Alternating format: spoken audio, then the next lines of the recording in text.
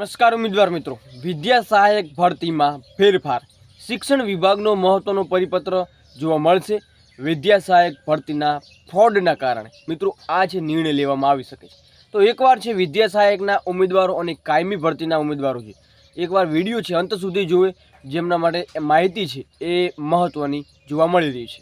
તો અપડેટ શું છે વિગતવાર જાણીએ. અને પહેલાં મિત્રો ટેલિગ્રામની વોટ્સઅપ ગ્રુપ બને જોઈન નથી કર્યું અથવા આપણી ચેનલ પર નવા આવેલા છો ચેનલને સબસ્ક્રાઈબ નથી કરી તો એકવાર સબસ્ક્રાઈબ કરી તમારા મિત્રો સુધી જરૂરથી એકવાર વિડીયો શેર કરવાનું પણ ભૂલવાનું નથી.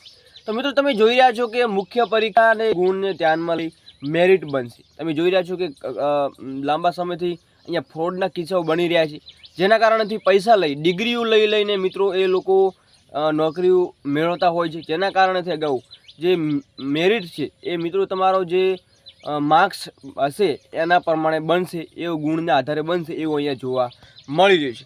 બીજી અપડેટ પણ મળી રહી છે. તમે જોઈ રહ્યા છો કે શિક્ષણ સહાયકની ભરતીમાં મુખ્ય પરીક્ષા ગુણને ધ્યાનમાં લેવામાં આવશે. બીજી વાત મિત્રો કરીએ વિદ્યા સહાયક ભરતી.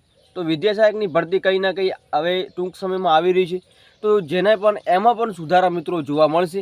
જ્યારે પણ નવી કંઈ ઓફિશિયલ અપડેટ પરિપત્ર સાથે આવે છે તો તમને જણાવવામાં આવશે. ત્યાં સુધી જય હિન્દ, જય સંવિધાન.